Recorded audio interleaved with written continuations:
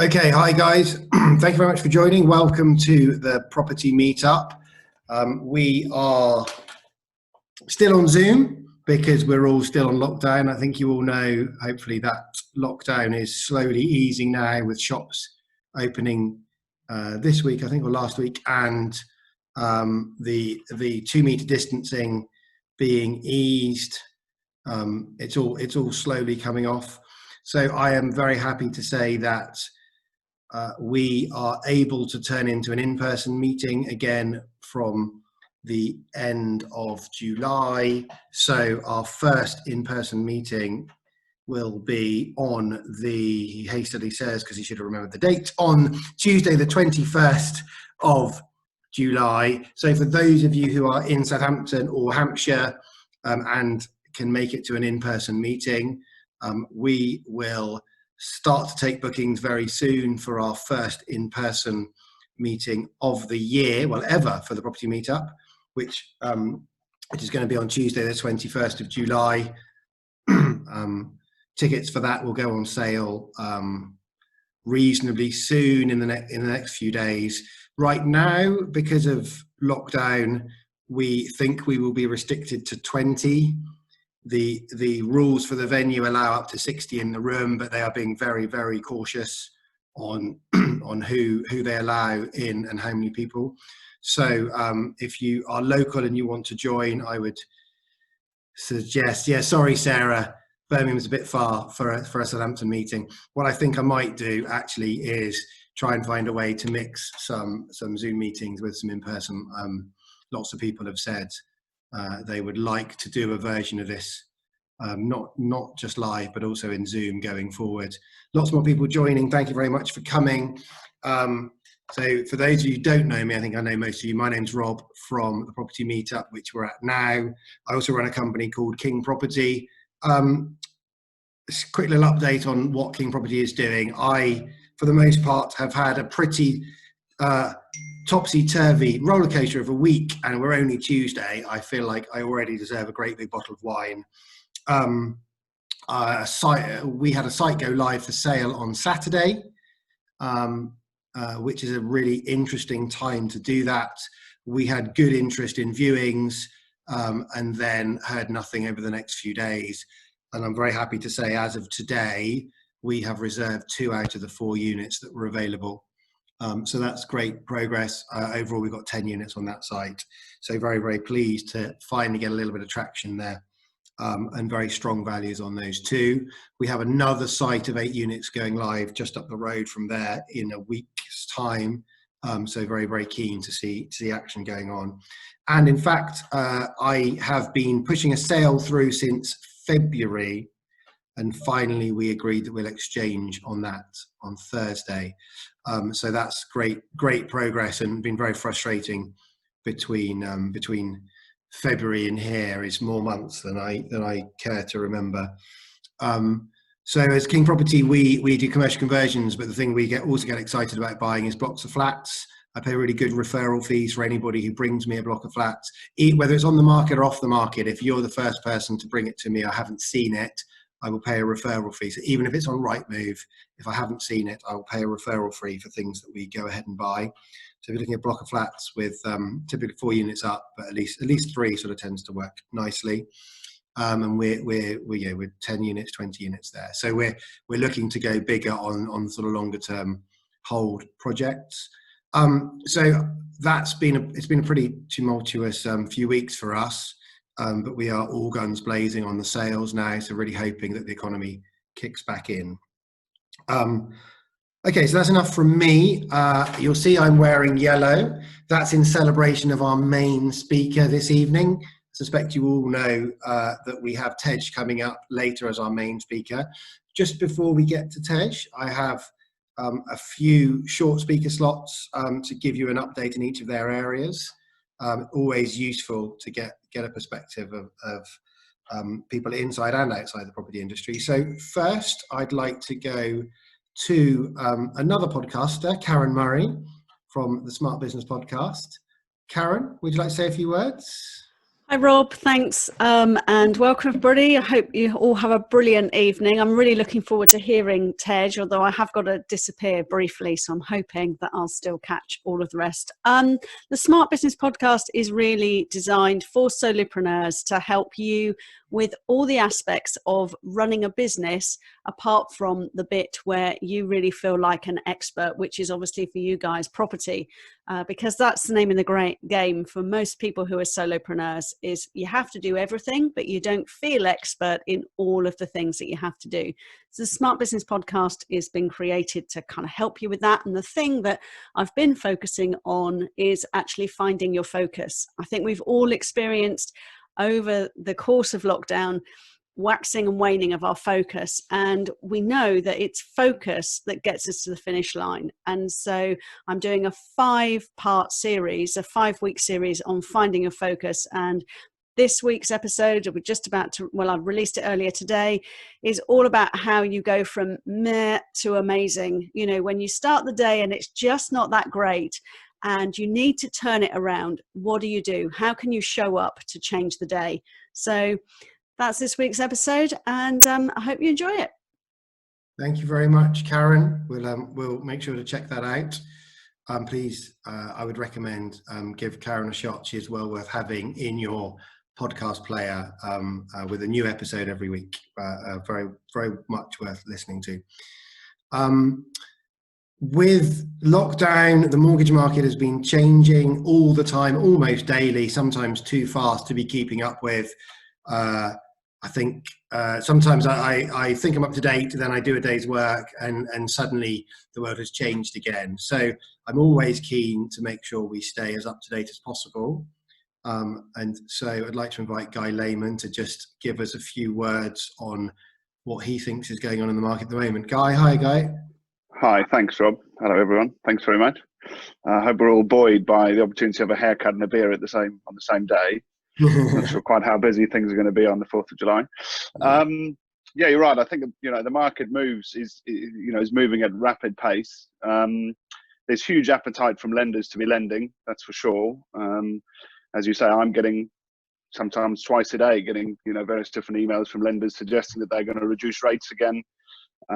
Lenders that we haven't perhaps seen in certain markets are keen to explore certain markets. And I think buy-to-let is seen as an area that some lenders are quite keen to dip their toe into, if you like. So we're seeing some pretty good deals, still up 75-80% loan to value. I think the caveat with that is 80% loan to value very often doesn't work in the south because prices tend to be a lot higher, and lenders still have this sort of metrics or these affordability ranges which seem entirely nonsensical, to be honest. But the level of coverage needed might not quite fit in the south, but there are deals available at 80% and they are pretty competitive. I think the one area just loan to value buy to let available, yeah. Competitive rate. Yeah. Just be careful on the rental coverage for the mortgage. That's what you're correct. Saying. Yeah. So I think without sort of complicating it too much, I think a lot of lenders have moved to they might want, for example, 5 or 5.5% coverage of 135 or 145%, and the nominal rate being used is 5 or 5.5%. Yeah. So for a typical Southampton property, that isn't going to fit. That's getting tight. Yeah. Yeah. But obviously, if anyone finds a good deal, it is still available. And in fact, an awful lot of lenders will still do capital raising on a remortgage up to that level. So, if people have a buy-to-let they're looking to finance, then that is an option as long as it fits from an affordability perspective. And I think ones coming through, your people are actually completing on new refinances. Yes. So we'd seen a huge lag, of course, in the market, I guess, as everyone had. But the last 3 weeks have been exceptionally busy. Still unable to get through and speak to a lot of solicitors who, of course, are still working from home, etc. So, there is a slight lag, but I guess Paul will tell us. I bet he's been busy and, people keen to exchange and complete. And it feels a little bit like the Brexit thing, without mentioning that word. It feels a bit like Brexit sort of right at the end, where people have got so fed up that they're just going to crack on anyway. That's a little bit what the market feels like. Whether that's sensible or not, I guess, is debatable. But I also haven't had too many people trying to renegotiate the price. I don't know if that's something that anyone else is experiencing, but I think people seem generally quite happy with what they'd agreed to pay. whether that's furlough arrangements and the fact that they're still getting the majority of their income, and when that changes, I guess the market might change to follow.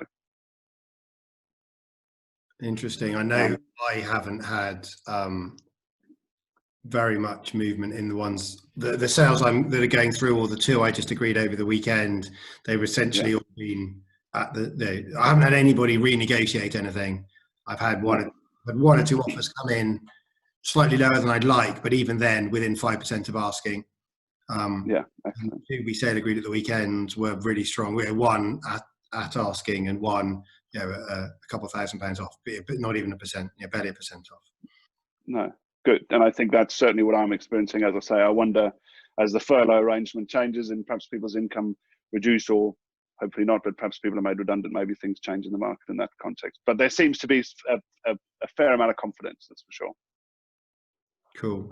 Just to highlight one point that is actually a case that I'm dealing with as of today, is a client who is a sole trader who has benefited from some government assistance throughout the COVID situation, and just be mindful that lenders are digging a lot deeper in that.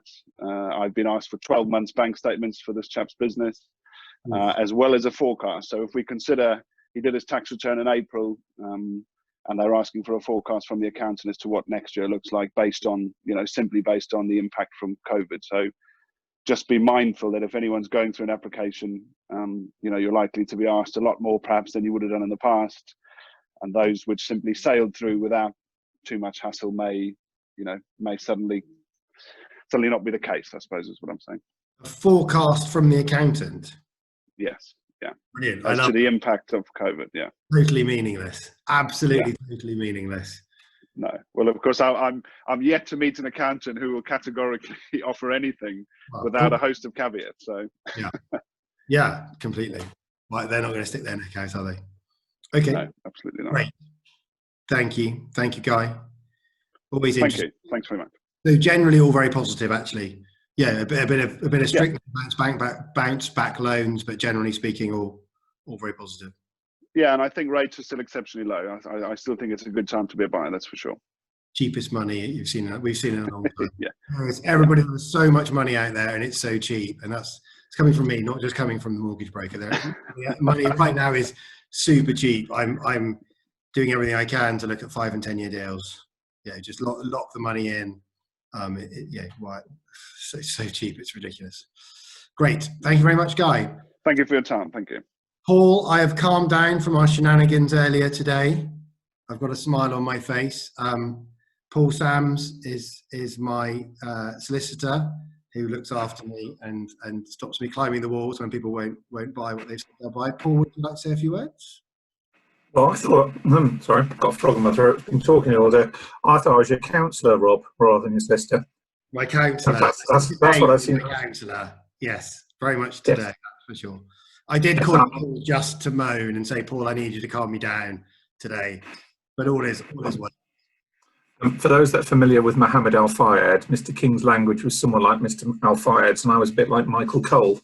So when Mr. Al-Fayed used to say things along the lines of Prince Philip's killed Princess Diana, I'd have to sort of, do the Michael Cole and say, what Mr. King really wants to say is that there is a miscommunication here, and he'd very much like your client to exchange before he kills them.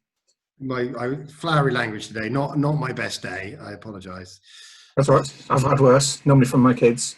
Hello, everyone. I'm Paul. This is always the section when I feel I should say I'm an alcoholic. I'm not, because I don't have enough alcohol in the house. I'm a solicitor, counsellor.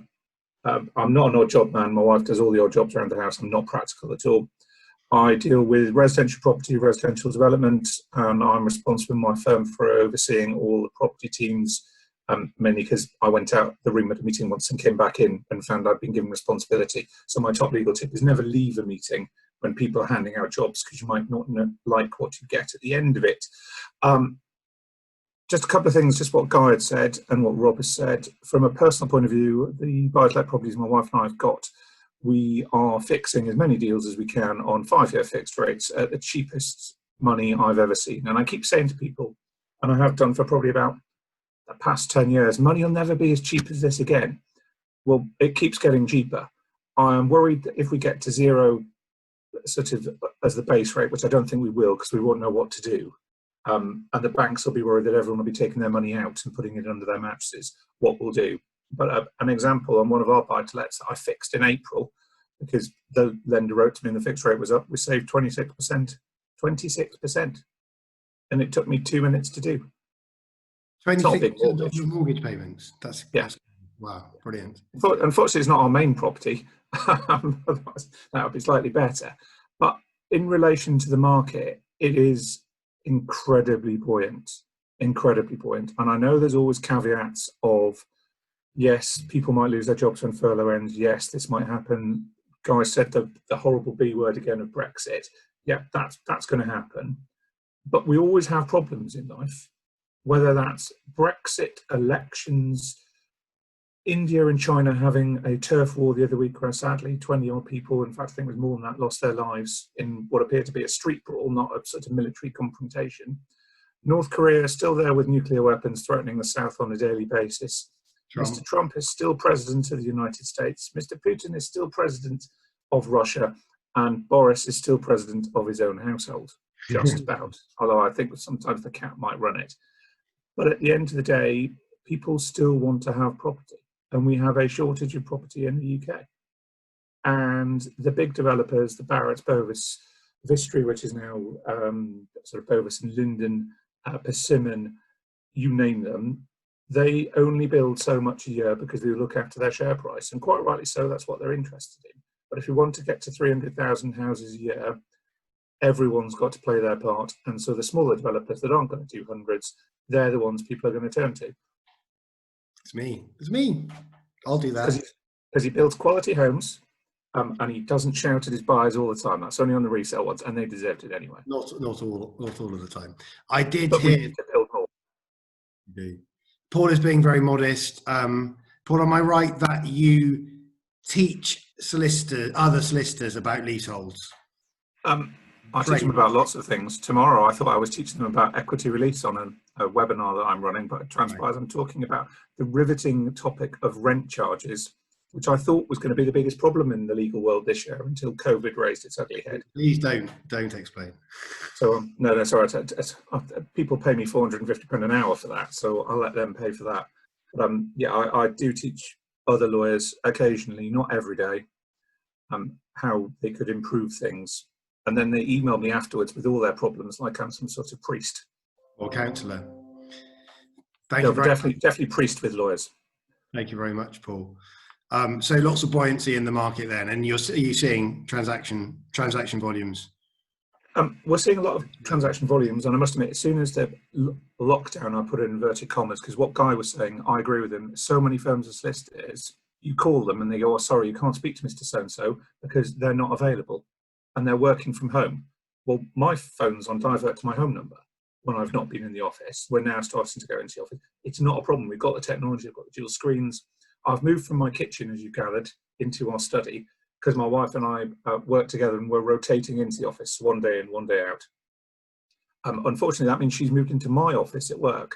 So what was a plethora of clean and tidy with my Italian Job poster and Darth Vader poster on the wall has now got cuddly toys on the desk, which she wasn't happy when she went in the next day. Goes, "Why are the cuddly toys turned around?" I went, "Because they were freaking me out, that's why." I've left them there now. The worst bit, she straightened all my paper clips up, so I can't pick them up now because I feel guilty. How dare she? Luckily, I don't use paper clips much, but transaction-wise, we're seeing a lot. There were some chips of the price on a few matters, but they were mainly people who were trying it on. I had someone try and chip on a residential was on for $350. They tried to chip it. My client said, "No way." She sold it the next day for $375. I had something where someone tried to chip at $740. My clients had had enough of them because they'd been messing around since January, and they sold it 2 days later, and they had 3 people all offered $775. Ooh, nice. The higher end of the market is flying. Anything above $1 million, I've had a huge amount of interest in. I've never done so many exclusivity agreements in all my life. I exchanged something yesterday that I'd had the papers from Thursday of last week at a 7-figure sum, and it had to exchange by yesterday because that's what the parties wanted.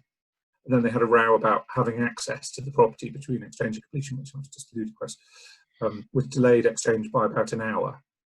But we're doing a lot of speedy things because that's what people want. Okay. Life is too short, I keep saying. Good. That's some positive news all round from all of us. Which I wouldn't have expected at all. It's great. That's really good. Anything else you want to add, Paul? No, other than I really like your shirt, and I'm wearing a black one, which is very unlike me. I am yellow in honour of our main speaker this evening. Who? Thank you, Paul. So Paul has very modestly not mentioned. Paul works for Dutton Gregory, running their residential conveyancing team. I highly recommend you use Paul. Okay, thank you very much, Paul. So our main speaker this evening, I think probably needs no introduction at all, but I'm going to give it a go anyway. It's fair to say Tej has burst onto the scene 2 years ago. I'm not sure any of us would have heard of Tej. One of the sort of slightly unique things he's doing is that he's kind of showing us all what he's doing as he's going, and he's not scared of being honest and straightforward. He is a master of the social channels.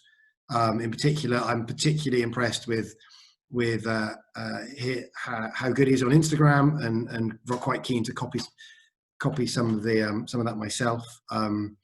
He's really going great guns. I don't know if he's up to 9 or 10 purchases in 18 months. I'm sure he'll tell us all in a minute. But truly phenomenal progress. I'm sure you all know his podcast, Tej Talks. He's all over YouTube, Instagram, doing a great job, and bringing us all along with it as well, which is phenomenal. So really, really excited to have Tej this evening. Tej, are you there? Would you like to say hello? Hi everyone, good evening everyone. I am here, I'm well. Tej sporting lovely, excellent lockdown hair. I think he's beating it all. Look, fully branded up. I'm the Dayglow, the neon version, as you said. The nightclub version, yeah. Nightclub version. I should have brought a whistle and a Dayglow stick. Tej, would you like to give just a quick little intro? Everyone loves an origin story, and I would like to kind of at some point leap back to that. But before we get to that, maybe just a quick little summary of who you are, where you are at the moment, and what you're doing. Sure. So I got into property full time. I don't even know how many months we've been in lockdown, but I think I was full time about a year ago. So I think around this time last year.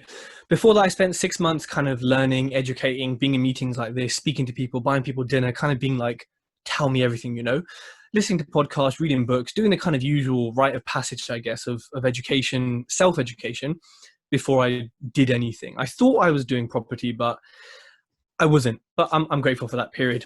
And yeah, so I've been in property full time just about a year now. I stopped buying pretty much at the beginning of lockdown. So I purchased 15 properties in 9 months of full time. Some of them are flips. The vast majority are buy-to-lets to hold. Some are in refurb, some are coming out of refurb, some are sitting there waiting for some plaster because I'm not paying 40 quid a bag or whatever it is now, the black market rate for plaster. So yeah, I also have a podcast called Tej Talks. We've had 350,000 listens in about 20 months in 100 countries, and I was ranked 15 on iTunes, next to like Gary Vee at some point, but that's kind of gone now. But that was my claim to fame. Screenshot it, showed my whole family. So yeah, that's what I do. I buy buy-to-lets. I will be buying blocks of flats, but I love buy-to-lets, and I will continue buying loads of them. Awesome, really, really good. What do you do before property took you full time, Tej? So I have a recruitment business that I ran myself, no employees, just, one-man band working from home for probably 3.5 years. And I contracted. So I got sick of being at home alone and just in a job I didn't really enjoy, contracted with some companies, made some money, had some fun, had some banter. And then, yeah, went into property. So I've been self-employed now for 4.5, 5 years. Before that, I was working in medical education, which is kind of like advertising or marketing, but only for doctors and nurses. So it's a bit more serious, and I thought a bit more truthful, but it wasn't. So I quit for that reason. Well, I got fired. Sorry, I got fired. I didn't quit. Let me be. And I won't ask why. It's fine. We're property people here. We're interested in the property stuff, not what happened to lose you the job. So, and what attracted you to, from those recruitment days? What first attracted you to get into property? What was the spark? What was the thing that got you going? I think so actually, now I think of it, when I was younger, I loved playing The Sims. If anyone knows that like video game.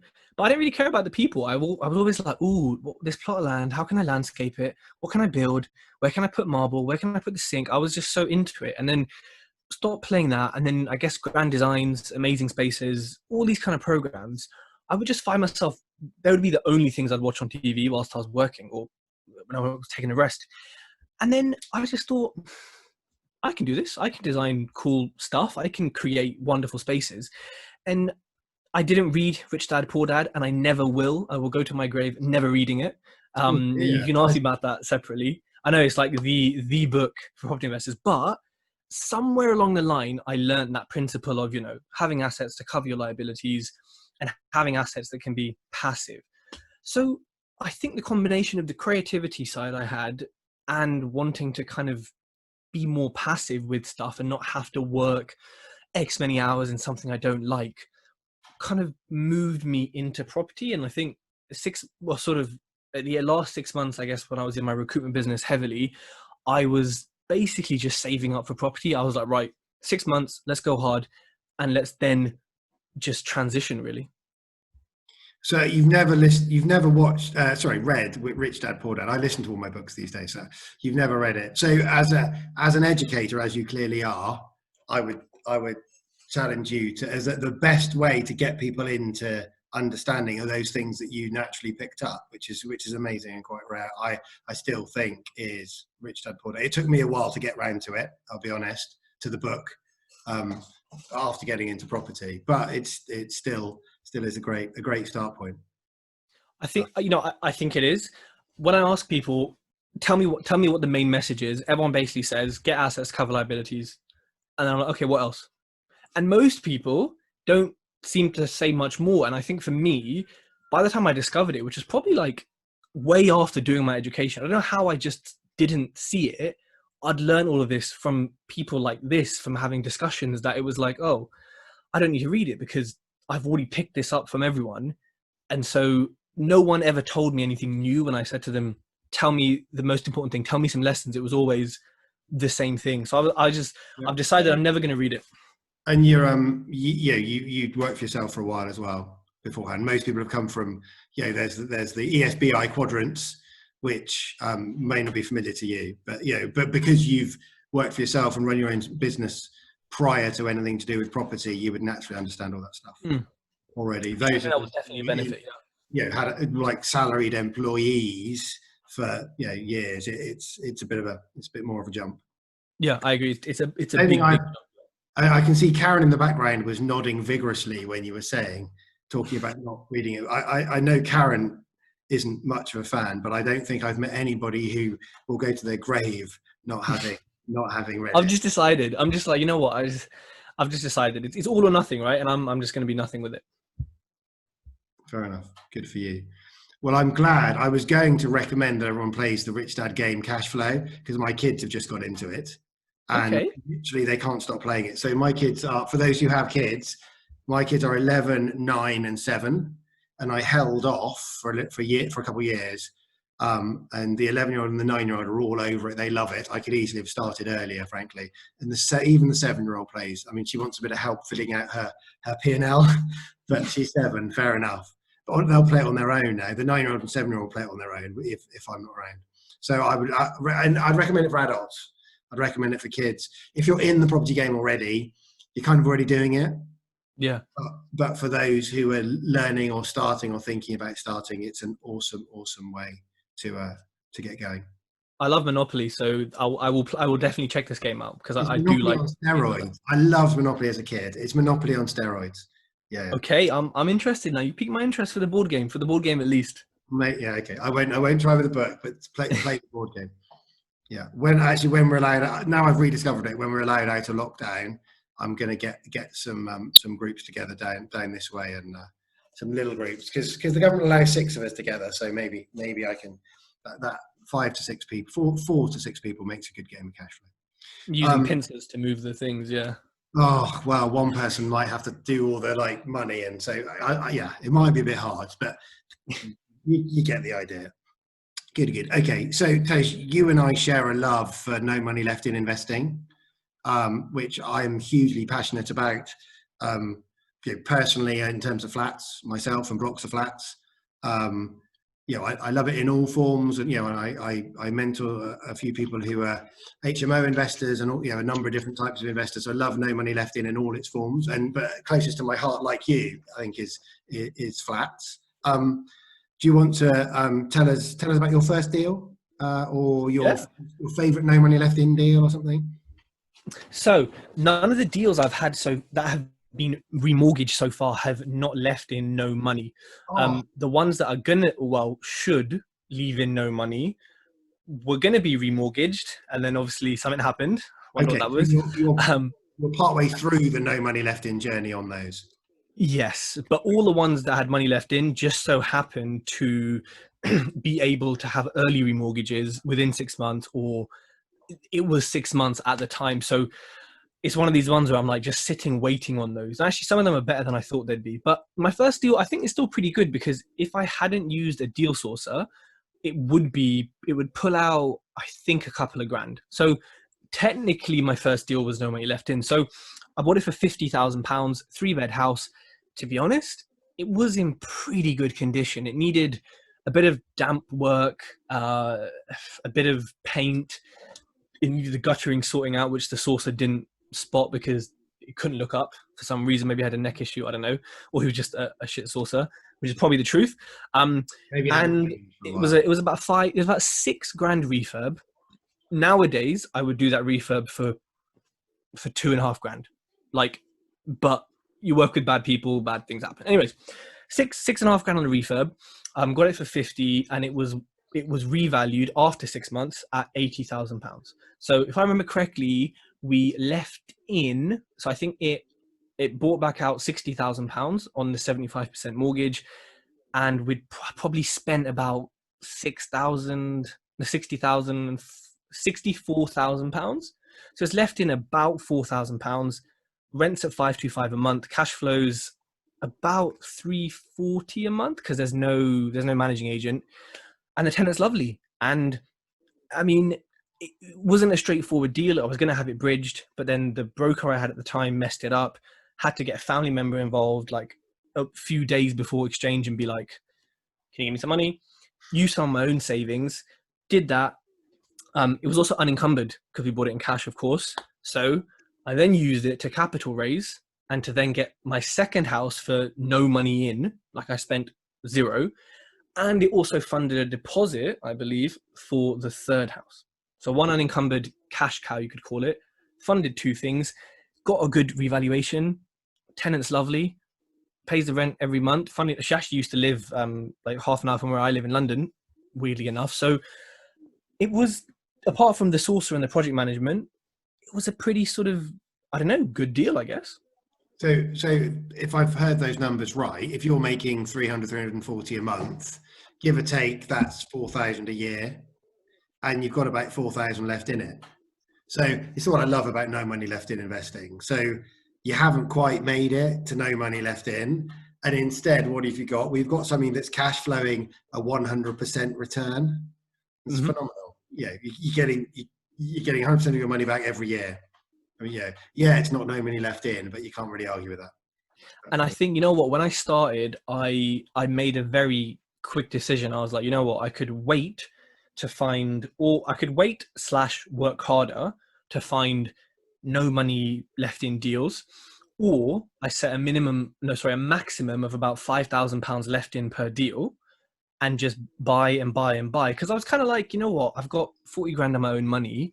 If that gets split into many houses that then pay me back in a year, even if it took 2 years, I'm like, well, I've only invested 40 grand. I mean, the money's going to either sit in my bank losing value, or I leave it in a property. So I kind of was like, whatever. And then, of course, when investors loan me the money, so I've raised £600,000 in the last few months before lockdown. When there's 5 left in, I have to pay them back. So I do flips. All my flips go straight to the investors. I don't take profit from them. I think I might make a little bit, probably not. Most of it just goes to fill the void that I have kind of created. So give us an example of a flip. Are you buying the same sorts of properties in the same places? You're just selling, not holding? What sort of things are you doing? I would say, am I buying in the same areas?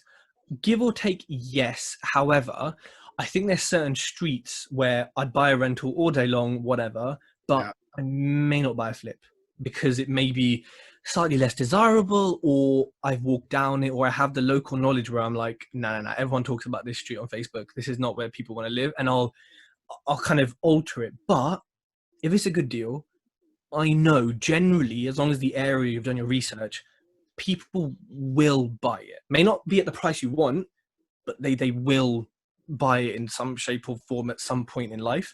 So similar areas, I would say the deals, because obviously with a keeper, we're only getting 75% back on the remortgage.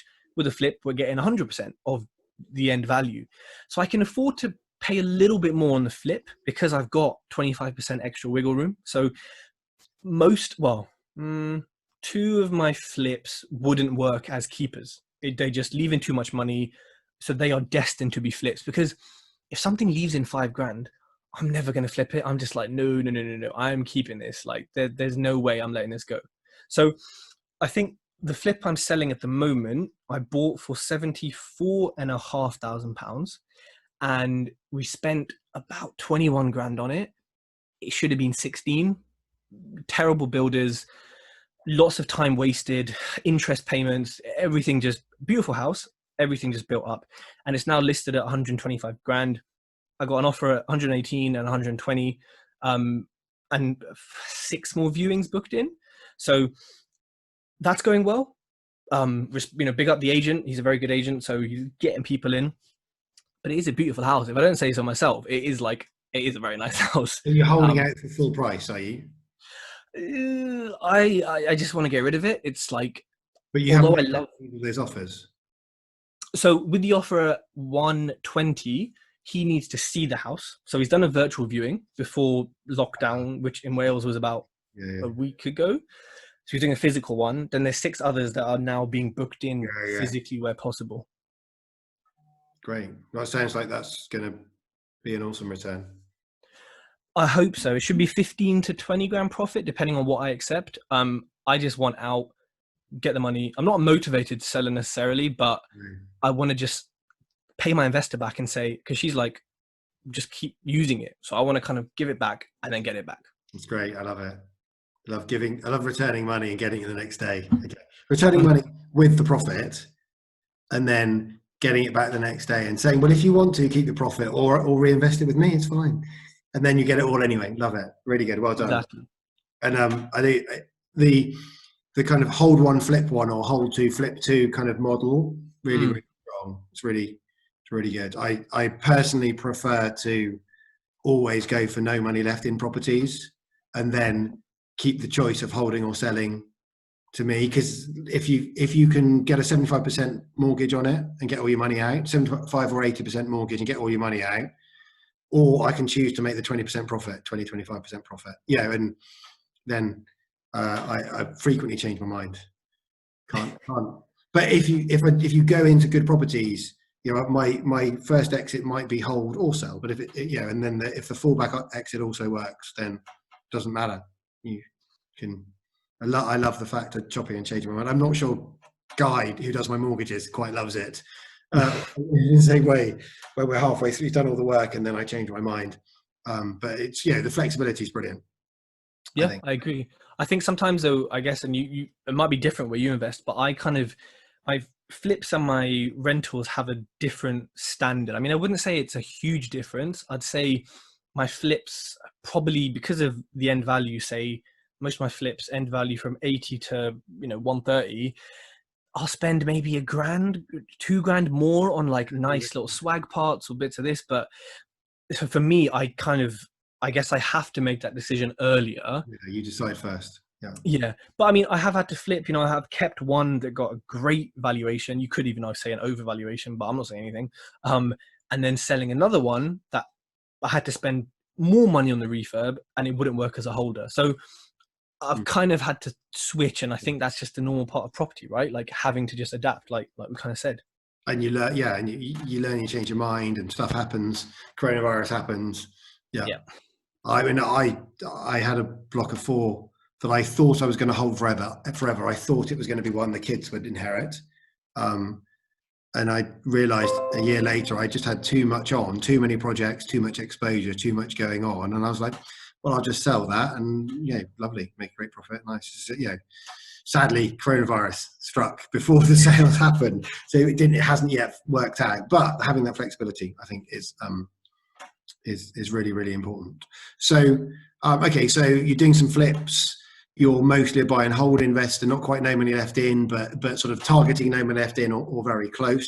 So if you're not doing no money left in, you're getting a phenomenal return. Sounds like you've done some good work working with investors. You're buying in South Wales.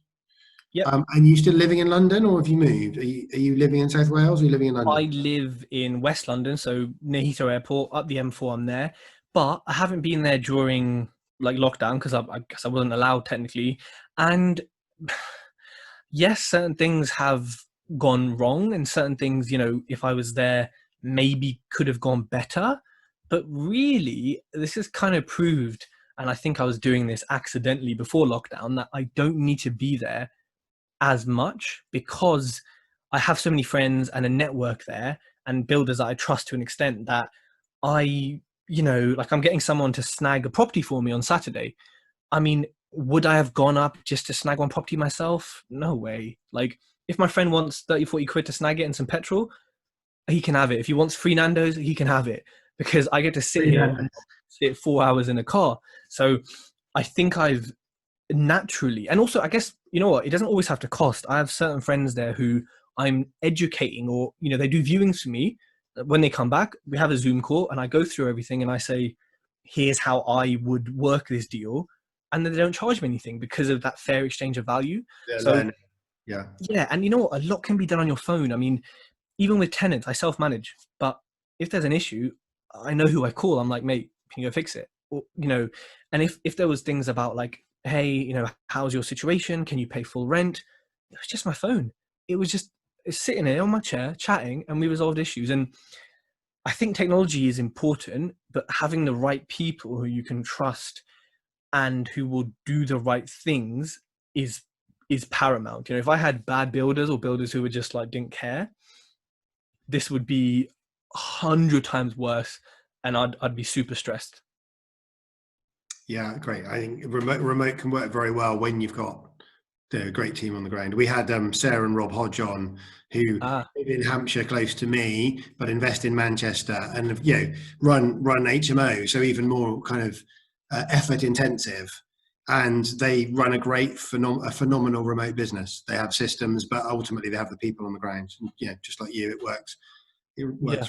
I think those two are quite a good example. Actually, I've had them on my podcast and speak at my event in London, and people were just so engaged, just sitting there taking notes. And actually, Rob is my he's my stylist for houses. I'm always like, does this color go with this? Does this kitchen go with this? And he's like, dude, no, it's ugly. And I'm like, oh, sorry. So he keeps he keeps my interior design in check. That's for sure. Yeah, they're awesome. So you've bought, did I hear you say 15 houses in 18 months? In 9 months. In 9 months. Awesome. That's pretty phenomenal. What does the future hold? Well, it was before lockdown. It was, and I was kind of building up to it, was going to be 3 buy-to-lets a month from January to June. And I can't remember the exact cash flow figure I had, but that would get me pretty close to about 10K a month passive income. And then at that point, I was going to say, right, am I going to keep that and let it bring me money every month, and then do some flips where I live in London? Because by this time, I'll have bigger investors, I'll have more money around me, and plus I'll probably just get tired of going there. And I love flips because you can spend so much more money on everything, and I like, designing things that may be more high end. So I thought, okay, let's see what happens at that 6 month kind of point. or I buy blocks of flats, you know, in my investment area. But it was just going to be a point where I kind of reflect, take a few days off and kind of say, right, what am I doing next? But I haven't bought anything during lockdown. I'm not buying anything now until I feel confidence and clarity in end valuations. I know money's cheap, although the lenders, at least I can use with my personal profile, they've increased their rates because of uncertainty, I guess. And I know they have a minimum floor for LIBOR or for the minimum rate. So, you know, when you said cheap money, I text my broker like, where's this cheap money at, bro? Because I'm not getting it. So it's everywhere. It's everywhere. The only place it's not yet is bridging lending. Bridging lending is a little bit slower. Yeah. But honestly, buy-to-let money, commercial buy-to-let money, and development. So like starting residential homeowners, buy-to-let, commercial buy-to-let, not bridge yet, but development finance. I've got my development finance money, you know, offers now which are cheaper than when we were buying 2 years ago. You know, terms not always better, but not always worse either. So, and I'm, you know, like I'm full-time in property. I don't have income outside of property. Haven't had for 4 or 5 years.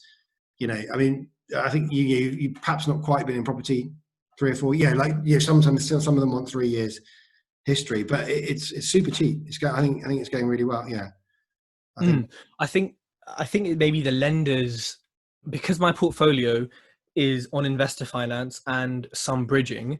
It's only now becoming a positive cash flow, and that's actually something that people don't really talk about. Is that, yeah, you know, my portfolio, once it's all let and, you know, blah blah blah, will bring in 4.5 grand a month, but it hasn't for the past 9 months because it's been in refurb, because it's been lettings, because I've had delays, because I've had this. And actually, because of that, a lot of these lenders are like, no. You've done a lot quickly. Maybe that's why. And they need the time to see it working. Always the cash flow of the portfolio. There's just like little bits. And then I became a portfolio landlord quickly, which some of them were, like you said, were like, what's this? So for the lenders I have, it's not too cheap. But for me, I'm fussed about that. But really, obviously, the same with you, with no money left in, we need the valuations to come back at something good. Yeah. So I'm not buying until I have clarity or confidence in the end valuations, and I'm not getting any as much as I need to get onto mortgages. I'm giving it a week or two where I invest and just seeing, you know, what the brokers are saying, what evaluations coming in at. Speak to some surveyors I know. What are you being told? And then let people be the guinea pigs, and then be like, okay, cool, we can do this, or what's the other option? So yeah, I mean, I would have been at a very different point now in June to what I am now, but we all would. I'm kind of just like, I don't need to buy. I'm not in a rush. You know, my pipeline will be healthy when I need it to. So I guess it's a luxury or a privilege that I can kind of just be like, all right, let's see what happens, and then take it from there, really. I'll tell you a story about the first valuation that I saw happening kind of coming out of lockdown. So even before we were properly coming out of lockdown, one of my friends had a refinance valuation, and everyone else was doing desktops, and he got basically the first that I'd heard amongst anybody where it was a physical valuation. So we are talking, I want to say 4 weeks ago, something like that. So physical valuations were not really happening then. They were just starting to talk about them, and somehow he got in with one of the first ones. His valuation was at full value, full pre-lockdown value, and he's a chatty guy, and he got talking to the valuer, and the valuer said, yeah, well, we want to value, we want to use the comparable method as they do, of course. But the only comps that are around are pre-lockdown comps. So the numbers are the same as pre-lockdown. And Rick's, of course, has been very, very scrupulous about making sure that their valuers are doing the right thing. So they've inserted this COVID-19 clause into the valuations. So what happened on this one, the valuation number was exactly the same. And the loan to values after was pretty strong as well, pretty high. So it wasn't that it was a low loan to value.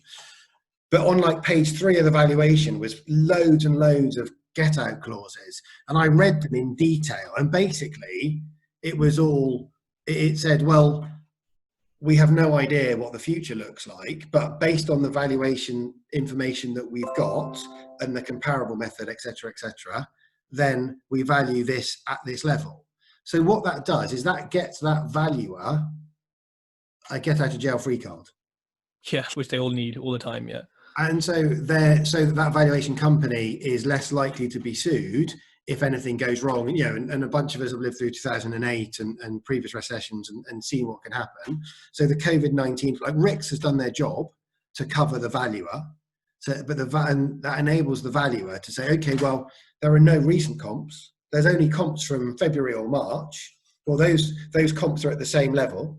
So so my value for today, my June valuation is the same as my February valuation. The lender, of course, looks at that. Now, I suspect they have too many of these going on and they don't read the fine print like I did. They see the number at the top. They know the loan to value they wanted to lend on. And I'm sure they do a lot more checks, but basically they just go on the number, 75%, bang, done. And so that particular friend got their refinance through at exactly the right level in exactly the right way. And I was like, okay, this is pretty interesting. And that was absolutely one of the first ones that I knew of where it was physical in person and not a virtual, not a desktop or a virtual valuation. And with that COVID-19, and that clause was, I mean, it was awful. It was like the plague was coming. Everything was happening. But that was in the small print in like font size 4 that nobody cares about. The headline number was the same. And so I was pretty buoyed by that, because if that's the benchmark, then it's kind of like we had activity, we had a pause, everybody froze, yeah, and then we just carried on again. And that's not necessarily reality. But if the newest valuations are all at the same level, then next week when someone else comes to value, they can go on comparables, and now they've got a recent comp as well as a bunch of older comps. And then next week there's some more recent comps, and and then that's how the comparable method enables you to move forward.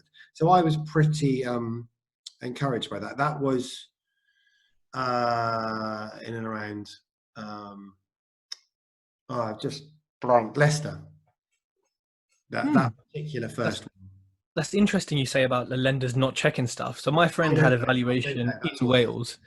And it was, so Wales was still on lockdown for a week ago. I think it might technically still be on it, who knows.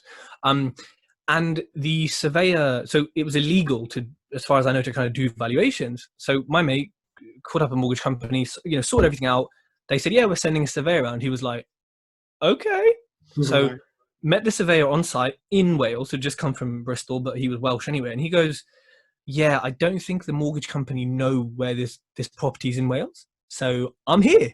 And it was like, okay, so you don't know where your own security is. You are so responsible. But then he spoke to the valuer, who obviously was very friendly on site, but then went home and downvalued it. And he goes, yeah, if this was pre-COVID, I would have valued it at £300,000, which I know it's worth that much as well. But he goes, because it's post-COVID, I'm doing 245. And I was like, whoa. Wow. I think my friend only put in 260. Just, I don't know why he was being so conservative. Okay. So it's a down valuation of what it would have been and what we just know it's worth. Lower than the 260 he wanted. And it's lower than what he wanted. Yeah. I mean, not enough that he's sort of annoyed, but he's more kind of like, how has it reduced 60 grand pre-COVID? He was trying to be conservative to get the number, and still he's been penalised. And so, yeah, I mean, I was just like, they didn't even know where the address. So it was just like, okay. So I'm waiting to hear more of these stories to be like, okay, I'm confident putting investors' money into this, because people are saying, Tej, I want to loan money, I want to invest, and I'm like, yeah, but I'm not. So let's see, and hopefully in a few weeks I can just buy again, because I am bored. I tell you that, I am so bored. I'm out there buying again now. Well, looking. I haven't agreed anything yet, but I'm out. I've just started, just in the last sort of week or so. Oh, that fits our pipeline. I'll be being honest. It's the right timing for us anyway. But I think if good deals with the right margins come in, you should. Timing the market's hard. I think it's. I'm keen to. I got very close on one small block of 4 flats I was bidding on, but didn't quite get it, but you know, close. I think my risk appetite is lower than I think it is, because I'm kind of like, I mean, if a great deal comes up and I factor in a 10% drop off the GDV and it still works, then I'm like, why not? I mean, I think I factor in that much anyway, but I'll probably factor in a bit more on top of that. If it works, I'm going to very seriously consider it, but I'm not actively doing stuff just because I need some certainty of the exit. And I need to be able to say to my investors, I've got some vowels just now, like, I believe we're cool, we can do this. Yeah, that's good. So you're not buying right now. Sorry, just to draw around on where you're heading now. So you were going to buy 3 a month. COVID happened. You're just sort of pausing, taking a moment now, waiting to see, and you're desperate to get out buying again, but not quite ready because you can't see the sort of post refurb values yet. Yeah, that's exactly it. I think I completed on 2 legally in lockdown, but they'd started sort of the month before. I bought one in auction probably like a few days before lockdown was really kind of enforced. There wasn't an auction, but I went to the auction house anyway just to get the deal. So yeah, and I think also, like, maybe naturally, this is the kind of period where I just want to get these refurbs done, get them onto the positive side of the books where they're cash flowing, they're not just sitting there empty waiting for bloody plaster or getting refurbed, and then kind of go again. I think because the way I source deals, if I take a break, it's something really interesting about property that I've learned is that there's pressure on you from everyone. I mean, well, I think maybe depends how you work with people, but for example, there's pressure from my solicitor for me to give them business because I've negotiated them down, because I've said, look how many I'm buying, like, come on, this needs to be better. Same with my broker, same with my builders. I said to them, I'm buying X many a month. There's always pressure to keep their pockets lined, right? To put it really crudely. So I think, like, as much as this has kind of been a point where that has stopped, they all understand it because it's a pandemic. It's not like I've just said, oh, you know what, I'm going to Spain for 3 months, see you later. But as we kind of come out of it, I just need to make sure that pressure is balanced, but also make sure that I'm moving out of my parents' home. I'm going to hopefully rent, then buy somewhere in London, which is stupid prices. So I kind of personally need this cash flow to now flip, be a bit more positive, and then just go hell for leather, go crazy again, and have another rocket ship. So it's kind of a natural pause, which... Yeah, it sounds like it. Yeah. Done a lot of buying very quickly. And with that comes stress, challenges, mistakes, costly things. So yeah, I think it's a nice period for me to reflect, learn. And I'm writing a book at the moment as well. So it's given me time to actually write 35,000 words or whatever I've got so far. And the first 6 months of owning are expensive, aren't they? Yeah, especially on investor finance and bridges. And you're not turning positive, cash flow positive. Not with buy-to-lets anyway. I mean, I'm sure the HMO crew are just... Even then, when you're buying it and you're doing a refurb, you're often HMOs are doing even bigger refurbs, right? It's the cash flow positive comes later over time. It doesn't come, buying costs, well, sourcing costs, some cases buying costs, refurb costs, holding costs, fees, 5 or 6% of the annual rent or whatever. So I think, but that's something that isn't mentioned. So when you go on these courses, when people talk about it, I don't think it's easy to say, yeah, buy a property and it'll cash flow this. Buy-to-lets are the slowest method. You got months in conveyancing. I mean, most of mine are 28 days or less, but months in conveyancing, months refurb, a month to find a tenant, then the agent takes your first month. So it's like months and months before you actually see it. And I hope that I can show people that, yeah, look, I chose the slowest method and tried to do it as quick as I could. But even then, it's still slow and it still takes time to get things cash flowing. Like, I don't know, I think buying buy-to-lets is not going to let you quit your job as quick as rent to rent or rent to SA or deal sourcing or something like that. That's what I think. Not quickly. No, I totally agree. Yeah, but you're also not necessarily creating yourself another job. You're creating yourself a passive income stream. And that's exactly why I do it. I mean, I think, once we started to make fewer mistakes, by month 3, typically, of owning a property, we're some cash is coming in. Mm-hmm. From once you own it, you've got the conveyancing, but once you own it, Yeah. you get the refurb done. If you can get the refurb done in month 1, then find a tenant in month 2, then by month 3, hopefully, fingers crossed, you're sort of making money. Yeah. And you've got month 3, 4, 5, and 6, which is high cash flowing months because you're still on your old mortgage. And then month 7, you're on your new mortgage, and then then you're down to your 300 odd a month, 250, 300, whatever. But I mean, it's a slow game, isn't it? Absolutely. It is, and I think I just want people to see that, because whilst I'm not creating myself another job, it's you need to have savings or a job or something in the meantime, because it will always take longer. Your first refurb will always take longer. Cost more. Always, and it's just like it will always happen for the first few, and it'll happen. Things will always who expected that plaster is going to be a problem, and it still is, even though gypsum say they're at 100%. We can't get any. Who would have thought this is going to add 2 weeks, 3 weeks to my refurbs? And that's why I think it's important to have capital available, because when stuff like this goes wrong, who's paying your interest? Who is paying, if you want to, 20 quid a bag for plaster? Who is paying the holding costs? So it's capital intensive as well. It's slow and it's capital intensive. It's not the most attractive thing to do when you start out, but like you said, it's for the passivity over the long term, which is, I guess, means you have to hustle harder at the start. Yeah, absolutely. That's really interesting, Tej. I know you've got lots of other things that you're really good at that I think we could all benefit from. So I want to ask you about 2 things: podcasting, and I know you're very passionate about branding.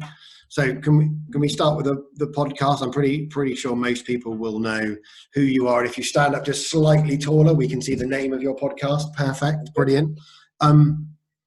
So by all means, pitch that to the audience, but tell us about the experience and what you've gained from it, what you've learned from it, what people can expect. Sure. So when I first started in property, however long ago it was, I won a ticket to a free education course. It was a paid one, but I had a free ticket. And I just felt like I was learning from people who'd been there, done that. They weren't doing it right now.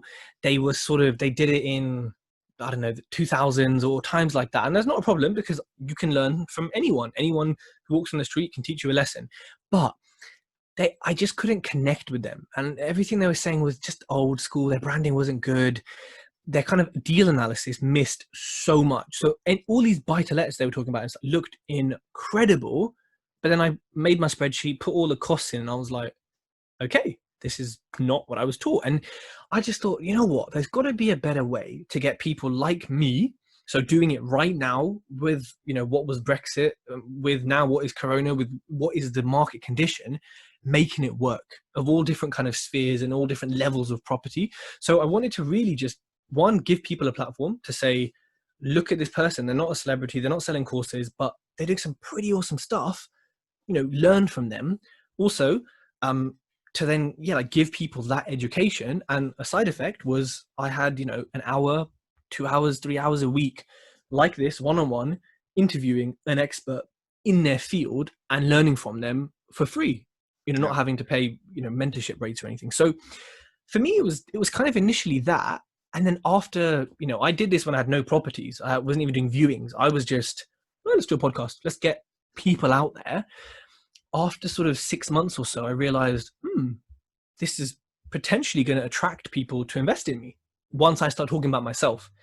And then of course it has, I would say 90% of the 600 grand I've raised is this. May not be the podcast, it might be my brand, but probably combination of things, but most people go through the podcast in some shape or form to that's the top of the funnel is the podcast. But this is something that I never thought about. I never realized until, I raised £57,000 off Instagram and they didn't meet me. We had 1 8-minute phone call. It was mainly DMs, and it was agreed and signed and sent within like a week or two. Then I was like, okay, this is doing something that I didn't realize. And then, I mean, I've kept it the same. I still get everyday people on speaking about real things. There's no adverts. There's no upsell. I mean, I have a podcast guide that I sell for 50 quid. Go check it out, because you could pay £1,000 for a course or I got 18 pages for 50 quid. And then, you know what? It just started getting bigger. I got some merchandise. I've actually got an embroidered version and a hoodie and stuff, but I don't wear it at home because I'll just get stuff on it. And then, yeah, people started recognizing me. People start you know what I think I really like from it, and which I think anyone can have from a brand and a podcast, is you walk into a room and it's not, oh, hi, I'm Tej, you know, how's the weather? You know, all this small talk. It's just like, hey, I saw your post. How's that property going? Oh, you know, you said this. How's that going? It's just comfort. You just walk in. It's just straight to the warm conversation. And so I'd recommend, to be honest, I actually don't recommend people starting a podcast. And especially over coronavirus, there's been like 30 new podcasts, and we'll see how long. Yeah, so many. The thing is, podcasting is, I'm surprised it hasn't evolved.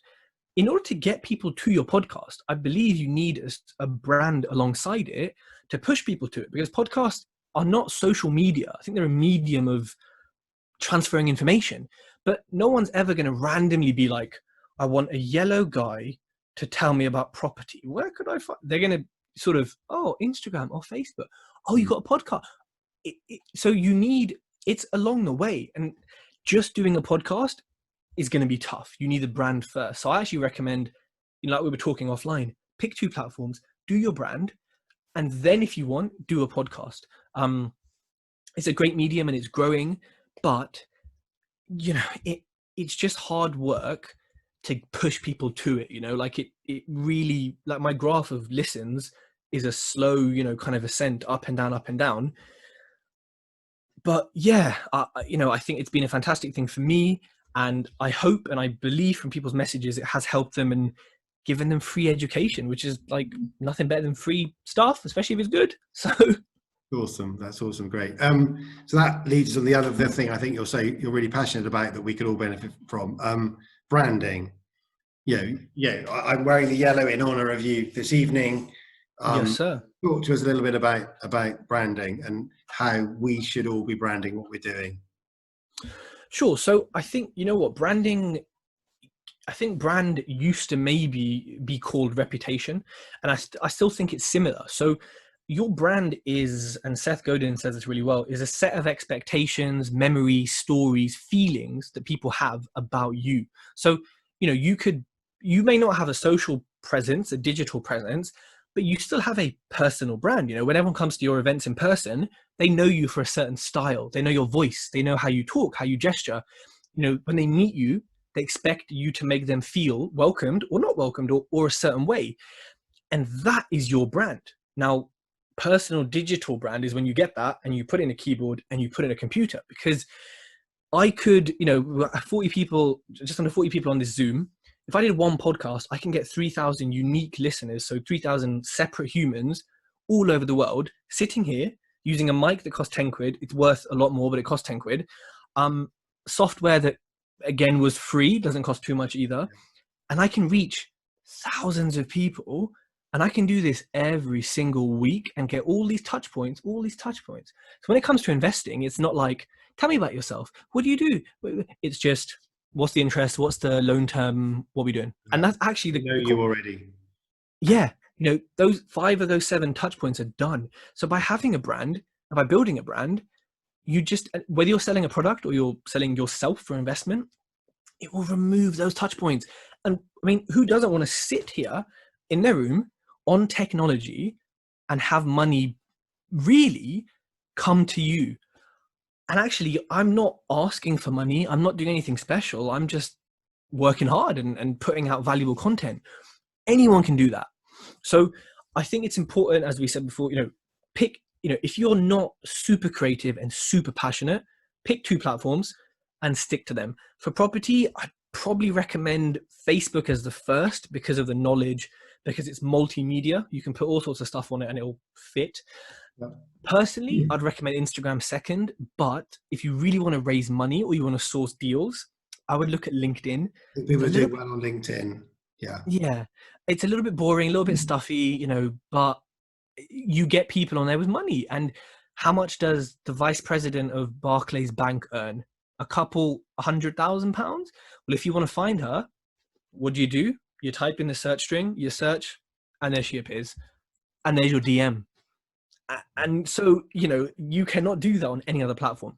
So it's super powerful. You have to be consistent. You have to post every single day. You have to put valuable content out. If you want, do public speaking events like this. Take pictures of everything. You have to document and track your journey. And that means sitting on Rightmove, looking at properties. That means, look at this huge crack in a wall I found. Does anyone know what this is? Look at this hilarious outdoor toilet thing I found, or look at this knotweed, or because you got to remember, there's always someone 1 step, 10 steps behind you who has no clue about what your day to day is. Yeah. So show them, add value, and investors will see it. And like Rob said in my intro, be honest. People connect with that honesty because they're like, yeah, I see you messed up quite a bit, Tej, but that means you're scarred, and that means you're a veteran. Not a veteran yet at all, but it means you're scarred and you've healed, and now you know how to deal with that same problem again, right? I'm immune, or I have immunity to certain things because I've done the problem before, and I'm showing people that every day. Really good, really interesting. Thank you. That's really useful. We've been well past the hour. You've zoomed past as it's been absolutely fascinating. Is there anything you'd like to leave us with as final thoughts? Obviously, we know all about your podcast because you've done very well as explaining why it's so powerful and about branding. Are there any final thoughts you'd like to give us? I think one thing I say often, or I find myself saying often, is people over profits. So, I mean, it's pretty straightforward to understand, but when you are doing things, when you're buying property, when you're offering, when you're working with people in your team or just meeting people, if you put people, and good people in brackets, before profits, if you put the relationships first, if you put the way you make someone feel, their memories of you, your brand first, you will make way more money in the long run.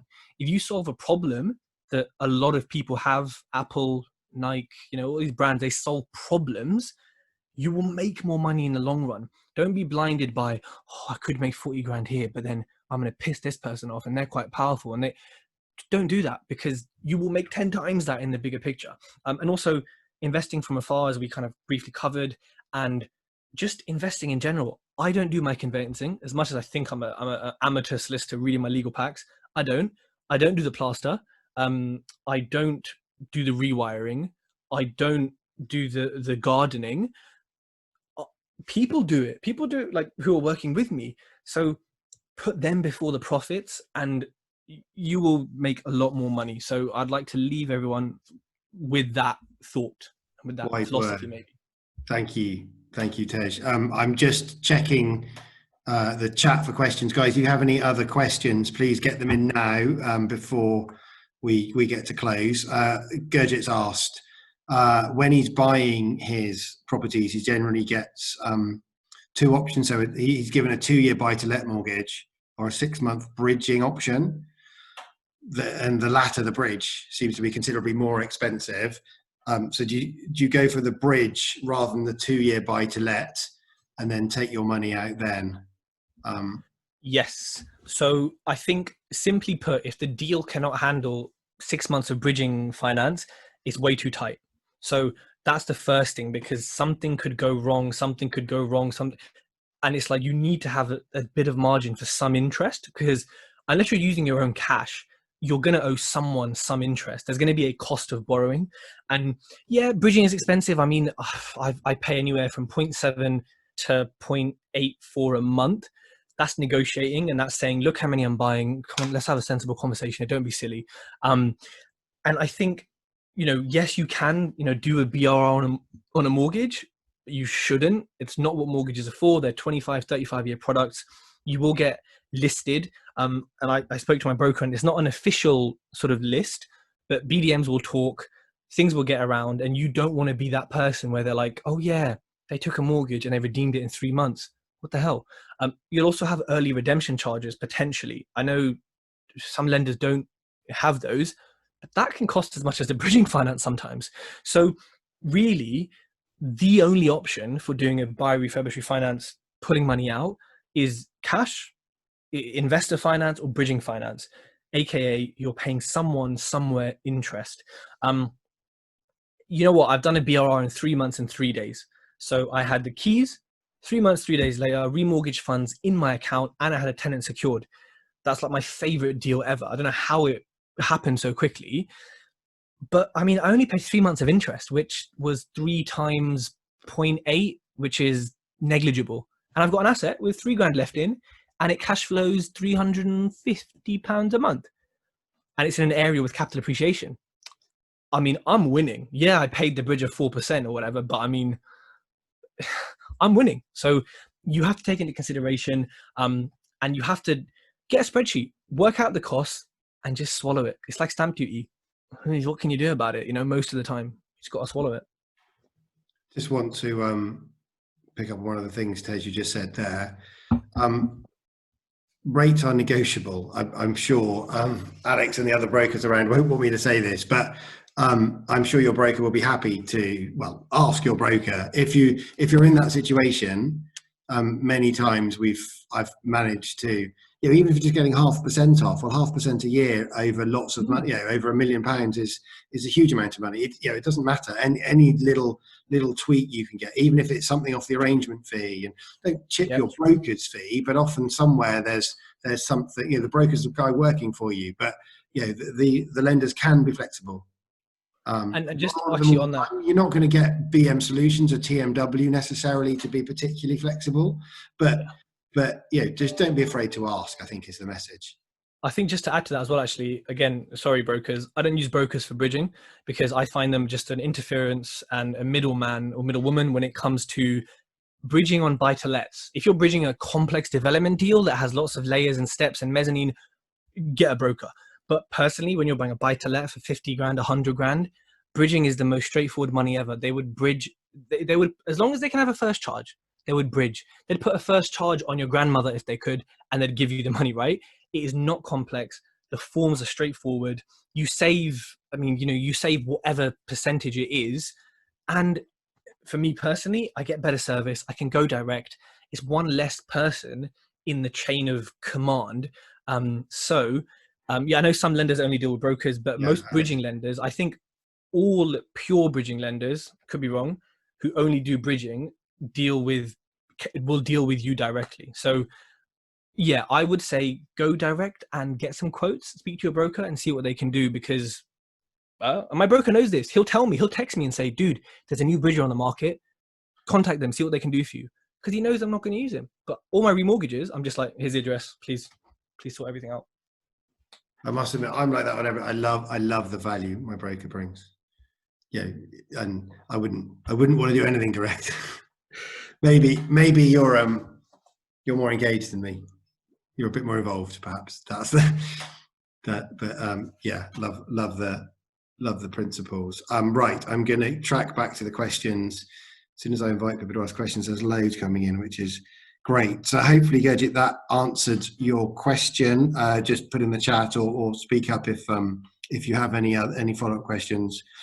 Okay, Thomas. So Tej, what was the turning point at 6 months? I think earlier, as we were talking at the beginning, you said, I thought you said I was investing, or at least I thought I was investing, or a phrase like that. What was there that happened at 6 months? I think I believe I kind of got ready to end my contract with the company I was doing, and I kind of got ready to sort of quieten down the recruitment. Your work business. Contract, you mean there? Yeah, my work contract. Yeah, sorry. So I had more free time, or I made myself more free time, which meant I could go travel, do viewings.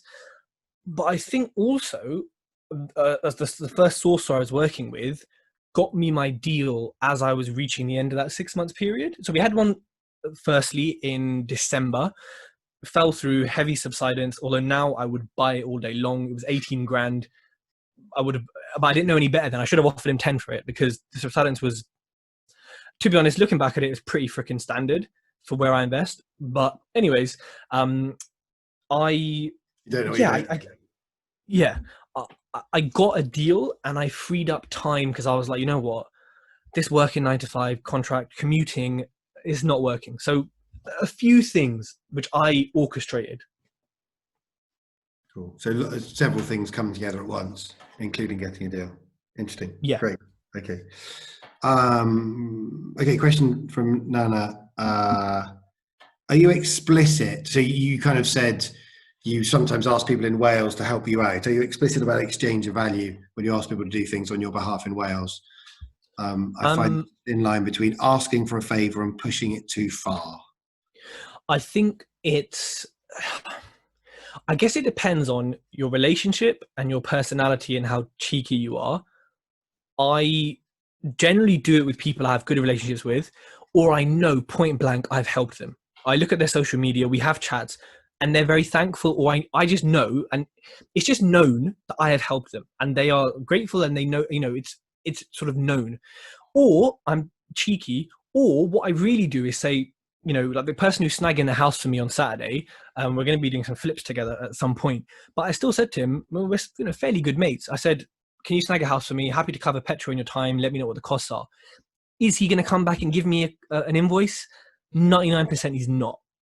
But that's what I do. I'll offer. I'll say, look, I'm happy to. And actually, one of my friends kept saying, nope, nope, nope, I'm not taking it. And I said, well, you just, I was going to like speak to one of her mates and say, get her bank details for me. Then eventually I was like, listen, I'm not having it. You've got me like 2-3 deals. Give me your bank details.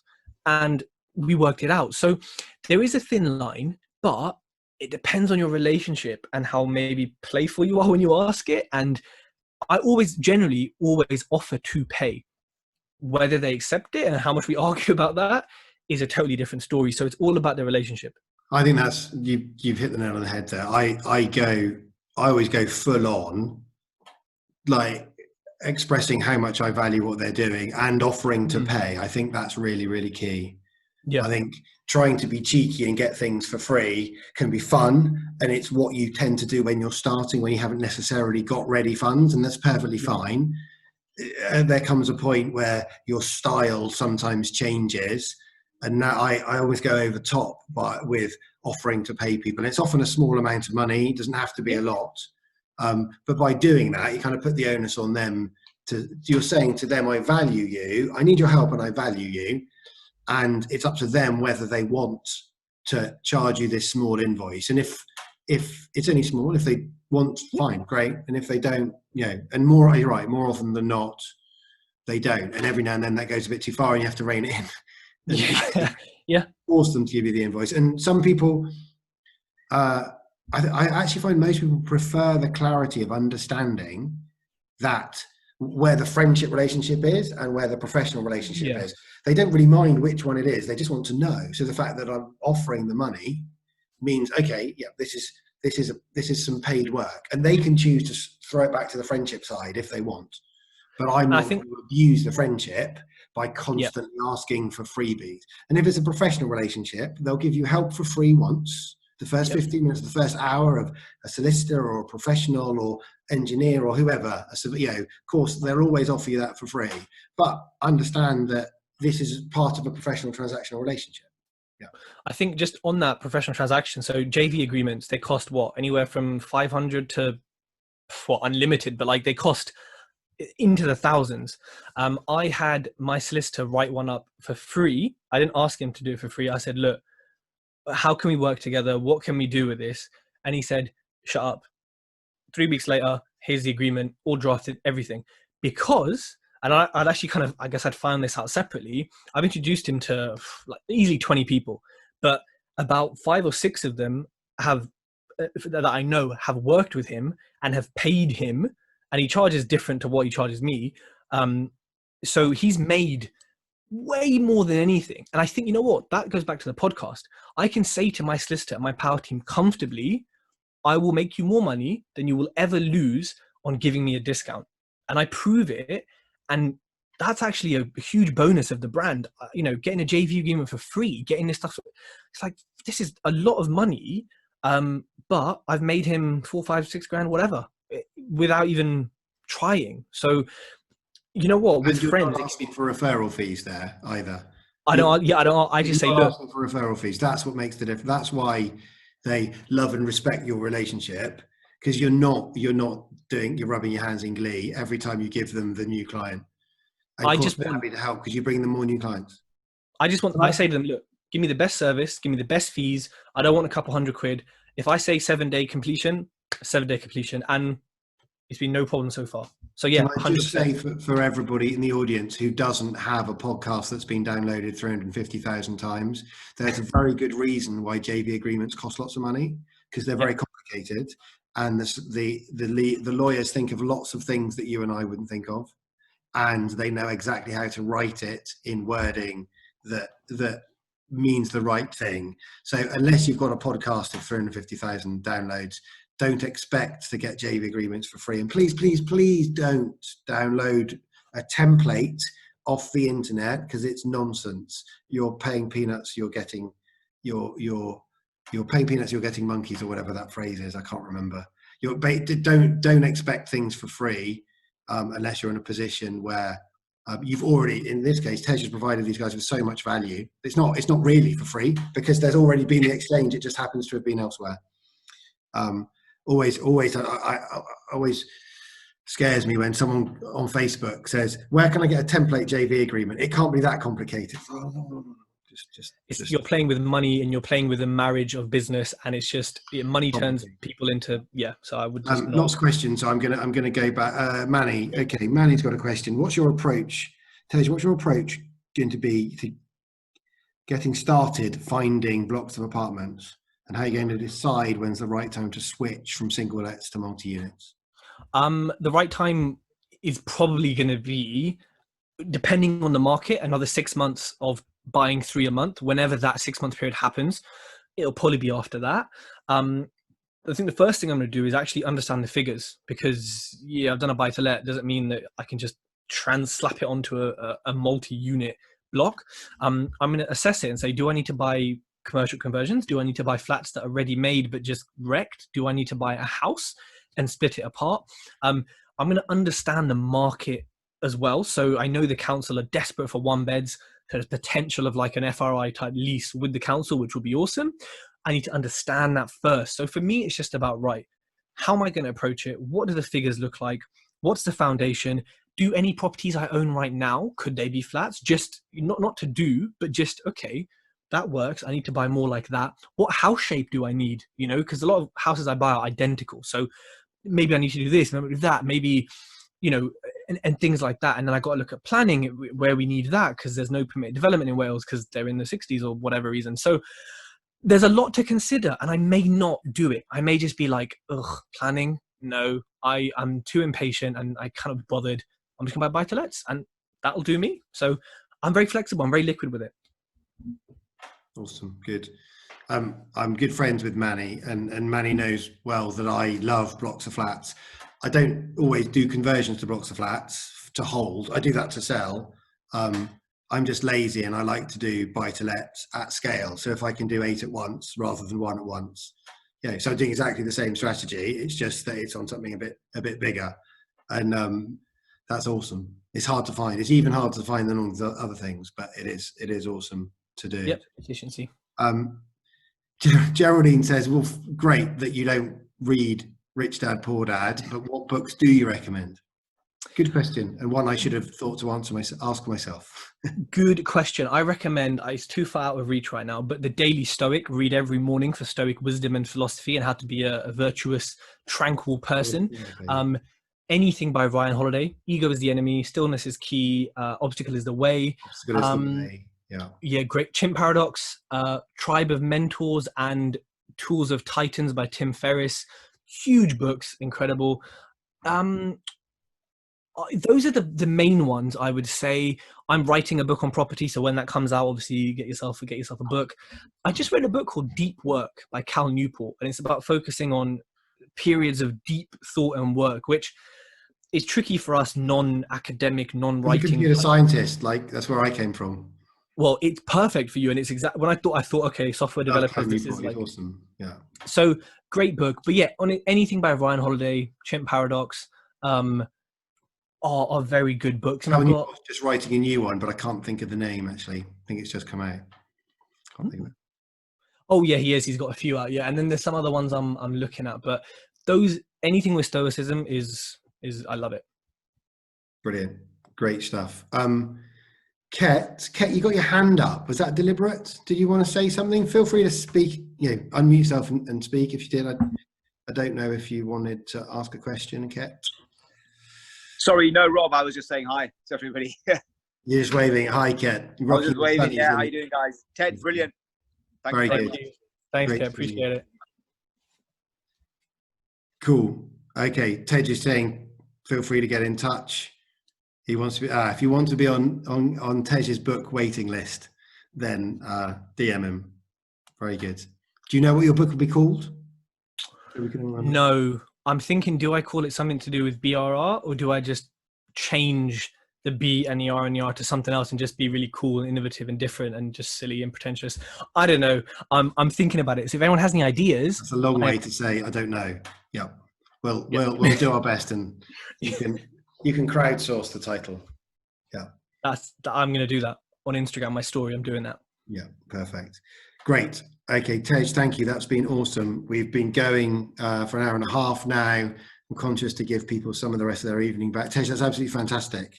Thanks for having me. Really love your energy, your experience, your honest and open communication style, and it's really interesting to watch you share as you go.